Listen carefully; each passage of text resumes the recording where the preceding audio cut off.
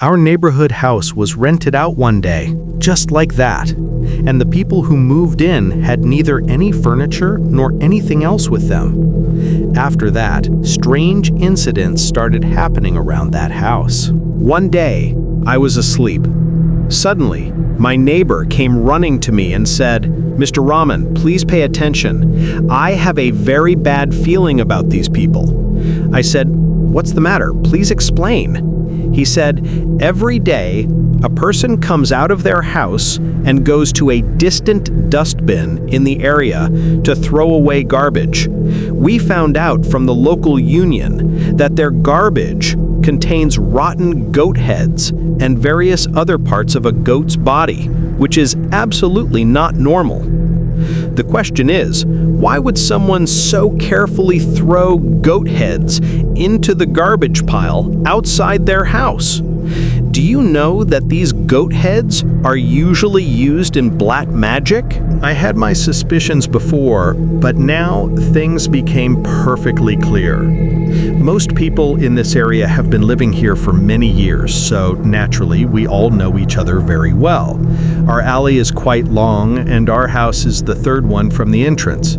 The house at the center of this incident was located at the very end of the alley, so it had two entry points. One entrance was from the main alley, and the other was from the drawing room side, which opened directly to the back of the alley, meaning there were two separate routes to access that house. The family that used to live there had been known in the area for a long time as very polite and decent people. Recently, they relocated to Dubai with their entire family, and their mother moved to America to live with her eldest son. When they wanted to rent the house out, they had spoken to me about it. He had said that if I knew any good family, I should definitely let him know. He didn't want to leave the house empty because, in his opinion, it was better if someone lived in it. Many families came to see the house, but no one had been finalized at that point. He wanted the tenant to be someone known, since he would be abroad himself, so getting a good family known to us would have been convenient to avoid any future problems, either for his family or for the neighbors. He was also very short on time. Anyway, I didn't know any families who wanted to live there specifically. Since their time to leave the country was approaching, they finally handed the house over to a property dealer so he could manage everything and rent it out. Soon after, they left for Dubai. A few days after they left, the real estate agent rented the house out. Since we live in the same alley, we used to see and recognize each other while coming and going, but we knew nothing about the new tenants, who they were or where they came from, because the people who came didn't have much luggage either. And they didn't interact with us, so we didn't get a chance to talk to them either. Even on the day they moved their belongings in, we didn't see anyone come out of the house. We only saw a few people getting out of a car with some essential items and entering the house. There was no furniture, no fridge, no television, nothing else. We didn't see them unloading any large items like that. Anyway, we initially thought that perhaps they would bring the rest of their belongings after settling in locally, because life cannot go on without furniture. They were very reclusive by nature. They didn't talk to anyone, not even exchanging greetings or pleasantries. Occasionally, we would see the two male members of the household go outside only to bring things from outside. We never saw the women of that house even once. Only once we saw someone standing at the door wearing a full burqa. When we tried to approach them, we saw that all of us in the neighborhood, following our tradition, tried to send some homemade food to their house to welcome them, but no one opened the door. Their activities seemed very suspicious to us. They would go out for very short periods and return home quickly. Every door and window of the house was always tightly shut. All these things were quite strange to us. Within a few days, various rumors about this family started spreading in the neighborhood. The house right next to theirs belonged to a younger brother from our neighborhood. One day, he informed everyone that he heard sounds like a goat bleating coming from that house. Yes, I had once seen them taking a goat inside that house, even though it wasn't the time for Qurbani or Eid. I had thought then that maybe they were in the livestock business. Then, an elderly grandfather from our area told me, "You have to navigate life carefully. These hares didn't turn white in the sun for nothing. If they were livestock farmers, would they keep a single goat inside the house like that? And who keeps a goat in their living quarters? You know that house isn't very big." The grandfather's words were absolutely logical. I said, "Your house is right next to theirs. Maybe you could try to find out from them." He then said, "They don't talk to anyone. They don't even respond to greetings. They quietly leave the house, finish their work, and return home silently. How can I talk to someone who doesn't even respond to a greeting? Tell me." They walk past as if they can't hear anything or see anything. I had noticed this myself, so I had told the neighbors, "Please keep a close watch on them, otherwise we'll have to call the landlord in Dubai and tell him everything." Now, I often glance at that house while parking my bike or while coming and going, with the hope that maybe I'll see someone standing outside and can talk to them, but that never happened. The house was always closed. The children who played in the alley said one day that no one from that house ever put out any trash, and when the sanitation workers came, they would turn them away. This was very surprising to me. It meant either no trash was generated in the house or they had no need for sanitation workers. Once, one of our sanitation workers said, "They don't give us the trash. They take it somewhere far away and dispose of it themselves. I don't know what's in their trash that they do this." Hearing all this, I became very worried. Who are these people really? Since I'm a father, I used to take my sons out somewhere every week. One such evening, I saw those two men at a restaurant, sitting and talking with two girls wearing masks. I was watching them from a hiding spot. They didn't order anything. The two men were having some urgent conversation with the girls in very low voices. I couldn't hear what they were saying due to the distance, but I saw the girls hand two envelopes to the men. The men took the envelopes, wrote something on a piece of paper, and then left.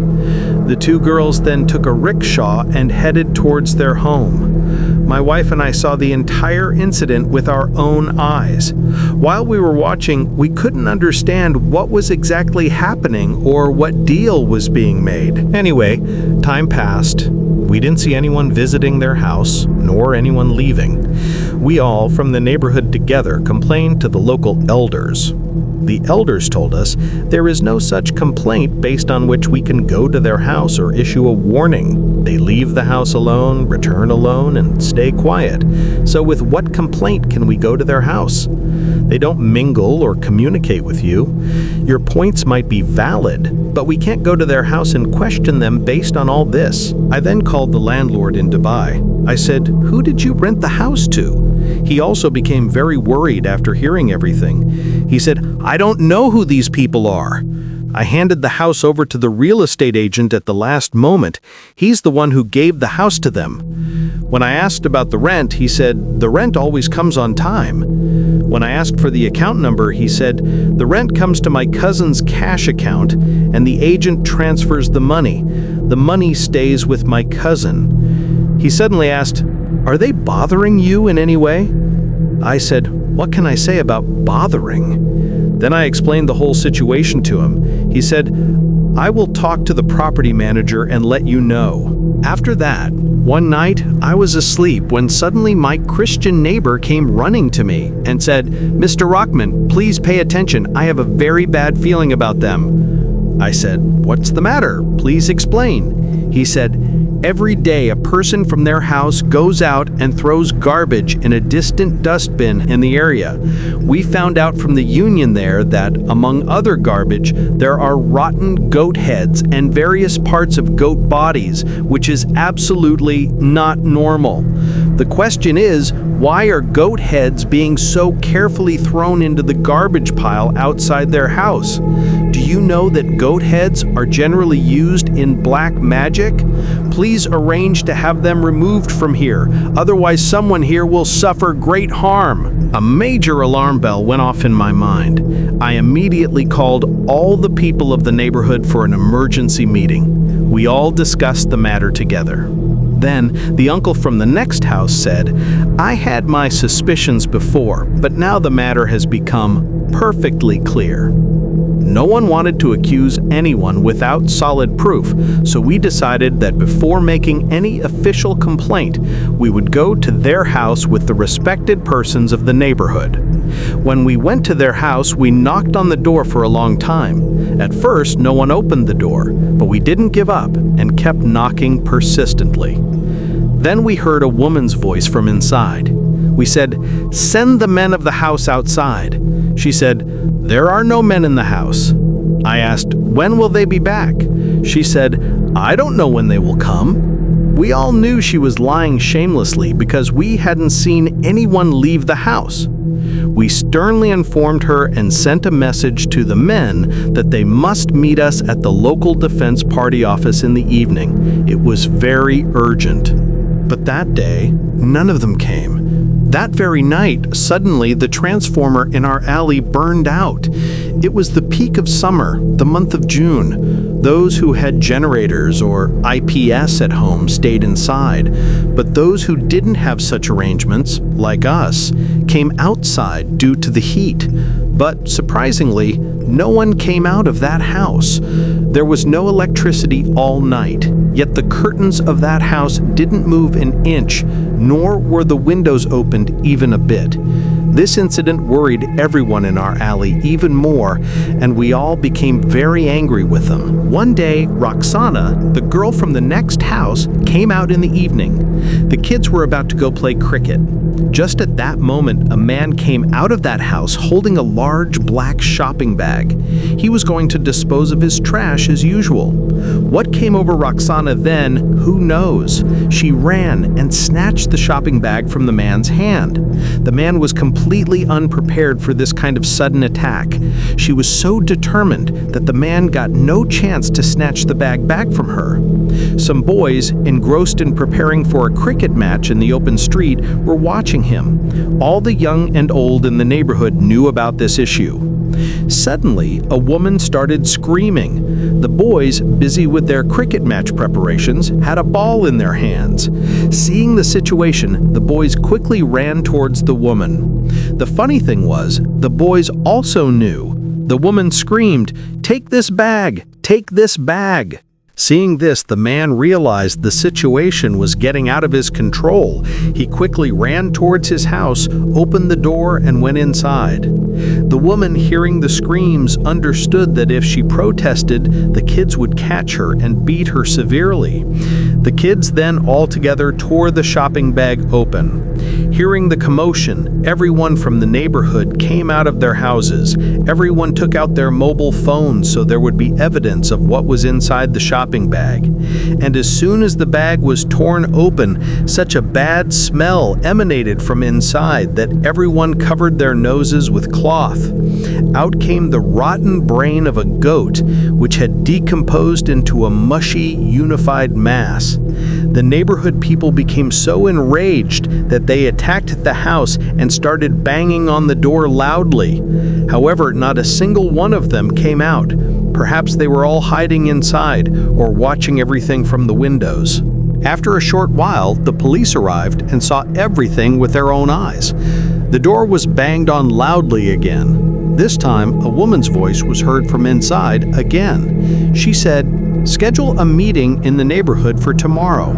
My brothers aren't home right now. They will come at the meeting time. Whatever you have to say."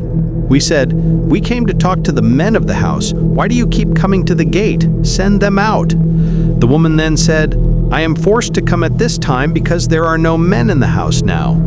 Even though her husband had entered the house right before our eyes, we couldn't understand how the woman could lie so easily. We shouted, "Your husband just entered this house. Has he flown away or gone somewhere else?" But she clearly denied it. "There are no men in the house now. Please discuss it in the evening." We couldn't do anything then. If we had forced our way in, it would have caused a big trouble. The woman was quite clever. If something like that happened, they would have blamed us, the neighbors, for everything. Everyone in the neighborhood was very concerned about this matter. I called the landlord in Dubai again and told him the whole incident. He then asked for a copy of the national ID card they had provided, so we could confirm if this person was indeed the one the house was rented to. The next morning, 2 or 3 of us went to the property dealer. He also became quite worried. He said, "In our work, both parties signed the contract. We just bring the 2 parties together. We aren't supposed to know anyone's behavior. But I will definitely come to the evening meeting, and we will issue a notice to vacate the house from our side. Please don't worry." But how could we not worry? The property dealer wasn't at fault here either. It was clear he didn't know them personally. From morning till evening, no one opened the door of that house even once. Anyway, evening came, everyone gathered, but the people we needed to talk to for whom this meeting was arranged were all missing. We waited for a while, and when we were sure no one was coming, we all moved towards their door together. Our hands hurt from ringing the bell, but no one opened the door. Then it was decided to climb over the gate. We climbed over the gate, opened the door from inside, and all the neighborhood people and union council members entered. But no one was found inside. A strong stench of rotten meat was coming from inside the house. What we saw inside was enough to terrify us. We were stunned to see strange objects everywhere. On the walls here and there, something was written in a strange language with charcoal, along with some bizarre symbols drawn. It was clear that they had fled the house through the back door at some point during the night. They had no belongings with them, so it was very easy for them to escape. The union officials were with us. Inside, the kitchen floor was drenched in blood, which looked like it had been there for many days. In one corner of the kitchen, there were some sharp knives and cleavers. Goat meat was hanging in the kitchen cabinet, which looked a day old, meaning the goats were being slaughtered and cooked right there. In one corner, a goat's liver, lungs, and heart were lying around. The entire house was empty, except for 5 plates and shopping bags from various restaurants in the kitchen.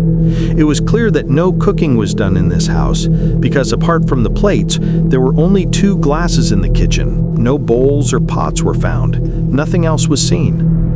Among the used items, only 6 pillows were found in the room. There were no bed sheets, no clothes, nothing at all. The biggest issue was when the upstairs room was opened. You won't believe it. We all turned our eyes away in fear, shut our eyes tightly. We didn't want that filthy scene to fall upon our eyes. It was an extremely horrifying sight. There are such devils among us who ruin people's happy lives just for a bit of money. At that moment, I wished that if those people were in front of me, I would torture them slowly and kill them in the same way they were playing with the lives of innocent people through their magic. In that room, hooks were fixed on various places on the walls, and dolls were hung from them as if they were being hanged. Separate names were written on each doll. Some dolls were still unfinished, left sewn by the very hand that was making them. Other dolls only needed to be stuffed with cotton. The scene made it clear that they had suddenly abandoned everything and fled, because we had uncovered their true faces. From the cupboard in the room, some lemons, salt, sugar, and a notebook were found, where some people's names were written, along with notes on which parts of their bodies were to be afflicted. Also, on a small piece of paper, there were details of 4 or 5 people's names and the money owed by them: 1.5 lakh from someone, 200,000 from another, 100,000 from someone, 500,000 from another. The rate was fixed according to each person's capacity. 1 or 2 photos were also found from the cupboard, in one of which someone's chest was marked. The description of all these things was such that it seemed to be screaming about the terrible things that happened there. We took pictures of everything and sent them to the landlord, and he was shocked that all this had happened in his house.